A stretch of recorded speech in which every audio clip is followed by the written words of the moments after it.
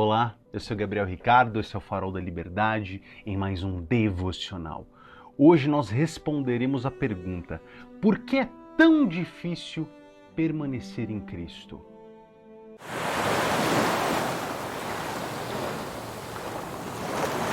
Fala pessoal, Gabriel Ricardo por aqui, em mais um devocional no Farol da Liberdade. Eu peço para que você se inscreva aqui no canal, curta o vídeo, deixe um comentário aqui embaixo, aperte o sininho e o mais importante de tudo, compartilhe isso com alguém que precisa ouvir essa mensagem, porque hoje a gente vai responder um questionamento fundamental da fé cristã. Por que é tão difícil, quase impossível, permanecer em Cristo? Então, convido a você que faça essa reflexão comigo hoje no nosso devocional. E o texto que nós leremos é o texto do Evangelho de João, São João 15, versículo 5, tá bom? João 15, 5. Então, João é o quarto evangelho aqui no Novo Testamento, tá? Então pula lá, Mateus, Marcos, Lucas, João, você vai encontrar aí na tua Bíblia. Na minha Bíblia está escrito da seguinte maneira: eu sou a videira, vocês são os ramos.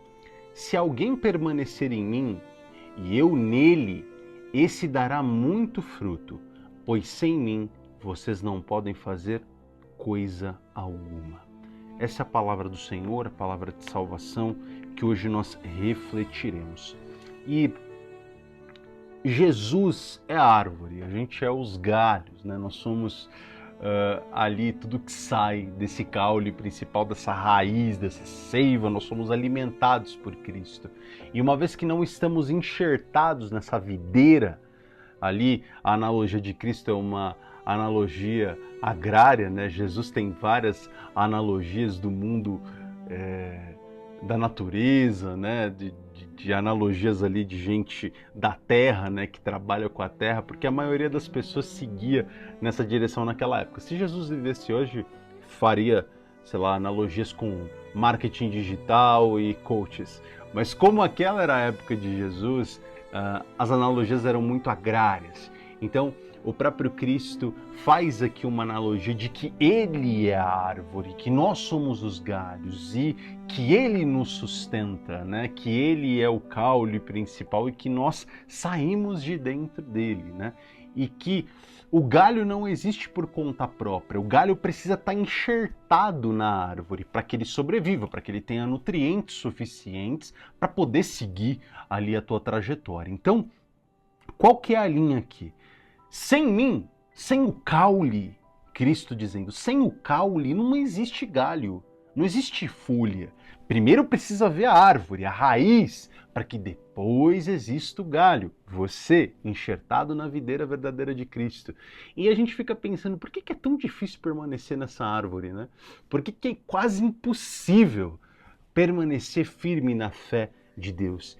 E aqui eu levantei 3 pontos principais pelos quais eu acredito que é complexo manter-se cristão e manter-se firme, tá? E o primeiro ponto é uma questão de prioridades, né, na sua vida. Então, a analogia é que Judas traiu Cristo por 30 moedas de prata, né? E Judas Iscariotes fez isso porque ele tinha uma outra prioridade, né? Ele não seguia Cristo porque Cristo era o Messias, porque Cristo era caminho, verdade e vida, porque através dele ele teria salvação espiritual na próxima vida. Não. Judas Iscariotes queria se dar bem. Ele seguia Jesus porque ele acreditava, como sicário que era, né? Sicário era uma das facções que haviam ali na época, né? Dos Iscariotes, que eles andavam com adagas e eram revolucionários contra o Império Romano, né?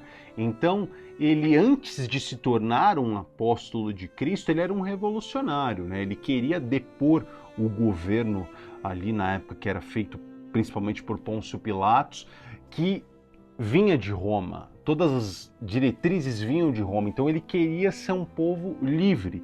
Ele não queria que Israel fosse mais um protetorado romano. Ele gostaria de que Israel tivesse a sua saída ali daquele protetorado romano e uma vez saindo eles teriam autonomia. E Cristo, tinha todos os predicados para ser um rei, porque era nisso que os judeus, inclusive, acreditavam, né? Eles até hoje não acreditam no Cristo, porque Cristo não foi um rei, ele não livrou o povo ali do jugo romano, ele não foi um rei como Davi foi, apesar de ter sido chamado de filho de Davi ali pela sua árvore genealógica. Cristo não tinha nenhuma ambição pelo poder terreno, ele sabia que o reino dele era da próxima vida. Então, muitas vezes quando nós temos uma prioridade diferente das prioridades de Cristo, nós nos frustramos e por isso saímos. Então, você vê muita gente chegando em igreja, quer se dar bem, sei lá, quer pegar uma garotinha, né, os meninos, ou a menina quer achar um casamento, ou o cara quer se dar bem, quer um carro novo, quer negócio, quer cliente novo para a empresa. Jesus não prometeu nenhuma dessas coisas para você e nem para mim. Jesus prometeu a salvação na vida eterna.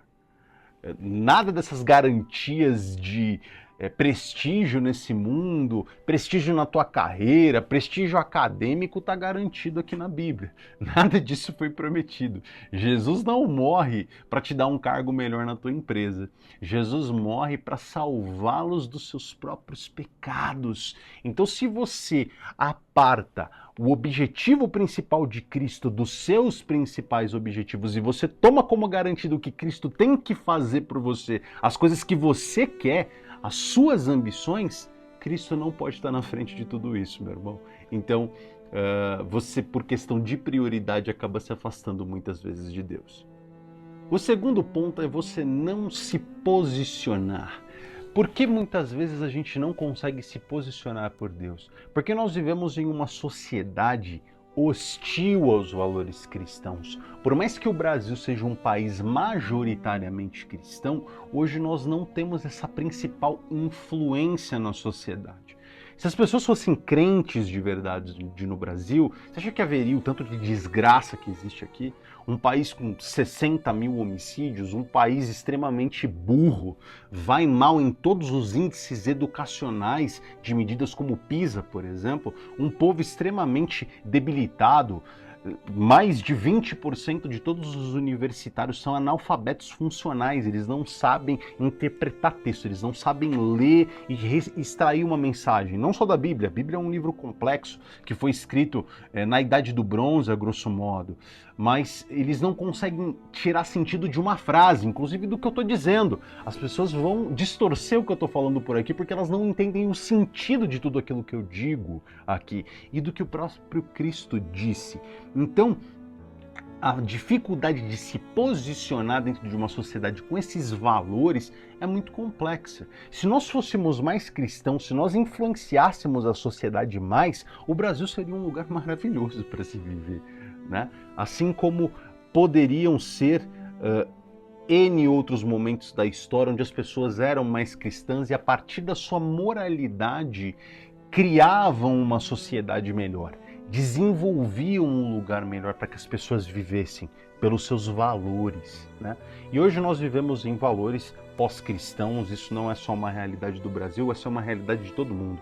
Então quando você se junta numa roda de amigos no trabalho, colegas, eles defendem coisas completamente diferentes do que está aqui na Bíblia, do que o seu pastor, o seu padre, ou enfim, o sacerdote da tua igreja diz, né? Então você, a partir de tentar se conformar à imagem dessas pessoas que não têm esses valores e não se posicionando da maneira correta como alguém nascido de verdade, nascido nessa vereda, nascido nessa nova videira e galho de Cristo, você não tem influência, você é igual a qualquer outra pessoa. Então você não faz diferença nenhuma na vida de ninguém. As pessoas te enxergam como mais um naquele grupo. Você vive do mesmo jeito, você faz as mesmas coisas, você fala as mesmas coisas. Então qual é a tua margem para influenciar essas pessoas positivamente? Você não tem nenhuma, você vive do mesmo jeito. De segunda a sexta você é ateu e de sábado e domingo, dependendo só sábado ou só domingo, ou às vezes você nem vai na igreja, você simplesmente vive aí uma espiritualidade com Deus meio arte moderna, que nem você sabe explicar direito quem é, porque você quer se conformar a essas pessoas e ao mesmo tempo viver uma vida cristã. Irmão, não tem como, você precisa se posicionar. Você é de Deus ou não. E o terceiro ponto é o ponto que é mais perverso na natureza humana, que é o nosso desejo pelo pecado. Irmão, o pecado leva à morte. O salário do pecado é a morte. Cristo morreu pelos nossos pecados para livrar-nos de grande condenação eterna. Então, se você, mesmo sendo cristão, mesmo tendo confessado essa fé, deseja viver no meio de pecado, você como pecador, ou no meio de pecadores, sem nenhum tipo de propósito ali naquele meio de convencimento ou discipulado daquelas pessoas, você está agindo errado. O pecado, ele é gostoso, mas ele não é bom. São coisas completamente diferentes. Qual é a diferença entre gostoso e bom? Gostoso é comer um lanche, um lanchão, um hambúrguer gigantesco, né? Com um refrigerante, um milkshake, batata frita e se empanturrar numa refeição só, você comer 1.500 calorias. Isso é gostoso, né? Isso nos traz satisfação. Você sai ali até meio preguiçoso pela gula, né? Isso é gostoso, mas o que é bom para o teu corpo? Você seguir uma dieta, né? Você comer coisas que te nutrem de fato, você não ter nenhuma relação afetiva com a comida. Sei lá, comer ali de maneira saudável, equilibrada, com os nutrientes corretos, ter uma alimentação ali que sirva para te nutrir, não para te satisfazer, não para te trazer de fato ali uma satisfação num dia difícil, né? Como se um chocolate fosse uma recompensa por um dia de trabalho ali negativo. Não, de maneira nenhuma. O alimento, ele não é feito para isso, para te trazer satisfação. Portanto, essa diferença entre o gostoso e o que é bom de fato. E o pecado tem essa mesma dinâmica dentro do nosso coração. Eu pergunto para você com sinceridade, você deve viver aí numa região aqui no Brasil, como existem diversas, onde existem cracolândias, lugares onde as pessoas ficam ali usando drogas, tornam-se indigentes, mendigos e ficam por ali. E a pergunta para você, você olhando essas pessoas que abandonam suas famílias, abandonam suas profissões, abandonam seus sonhos para usar droga no meio da rua, você acha que fumar crack não é bom? Fumar crack deve ser maravilhoso, deve ser uma sensação esplêndida, muito gostoso. Porém não é bom, porém vai te destruir. E esse é o pecado. Ele vem com uma aparência boa, ele se apresenta de uma maneira bacana para você, como se não houvesse nenhum tipo de problema, como se desse para conciliar uma coisa com a outra. Mas no final do dia ele te destrói. Ele é como uma laranja podre num pomar de laranjas boas. Ele apodrece todas as outras. Então um pecado em uma determinada área da sua vida chama outro pecado em outra. Por isso que a gente precisa se confessar diante de Deus e orar. E você que é católico, ir diante do teu padre, fazer sua confissão de pecados, você que é evangélico, orar para Deus, conversar com o pastor, falar a respeito dos seus pecados é fundamental para que você alcance perdão através da sua confissão. Porque é através da confissão que Cristo te perdoa. Ele morreu pelos seus pecados.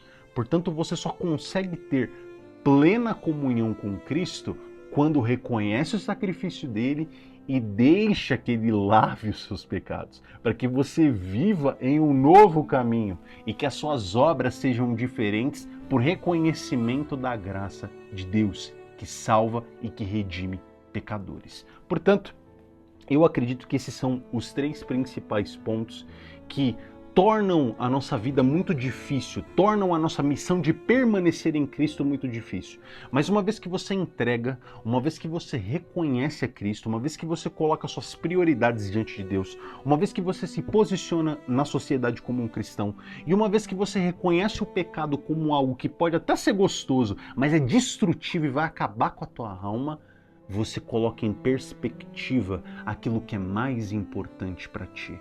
Então, irmão, reflita hoje a respeito do porquê é tão difícil permanecer em Cristo, em qual desses três grupos você se encontra com predominância hoje. Se você não tem prioridade para fazer parte do reino dos céus, se você não se posiciona na sociedade ou se você deseja mais pelo pecado do que pela graça de Deus. Então, meu irmão, oremos agora para que a gente possa ter esse momento de reflexão para o nosso dia. Pai, eu agradeço a Ti por fazer-nos reconhecer a profundidade dos nossos pecados e o tamanho da destruição que geramos para nós mesmos através das nossas ambições, pois o Senhor não tenta ninguém, somos tentados por nossas próprias cobiças, Pai. Portanto, Senhor, livra-nos de nós mesmos, Senhor. Traz a nós uma nova natureza, fundada no Espírito Santo que habita nossos corações, Senhor. E tem misericórdia, Pai, das vezes em que priorizamos o mundo, que priorizamos outras coisas em detrimento do Teu reino, em que não temos coragem de nos posicionar diante de um mundo que vai contra os seus valores, ou ainda que tenhamos mais prazer no pecado do que na Tua graça, do que na Tua santa salvação, Senhor. Tem misericórdia de nós, Jesus, pois somos pecadores, Senhor, e não sabemos o que fazemos muitas vezes. Vivemos de uma vida displicente, em uma vida indolente, que não leva em consideração a Sua presença, Pai, e o Seu sangue e o sacrifício verdadeiro para a nossa salvação. Tem misericórdia de nós, Pai, em nome de Jesus, Senhor. Amém. Irmão, que você viva com essa palavra hoje no seu dia e tenha plenas condições de viver uma vida na videira, que é Cristo. E que não seja penoso e nem difícil permanecer nele e manter-se firme diante do próprio Deus. Eu conto contigo amanhã.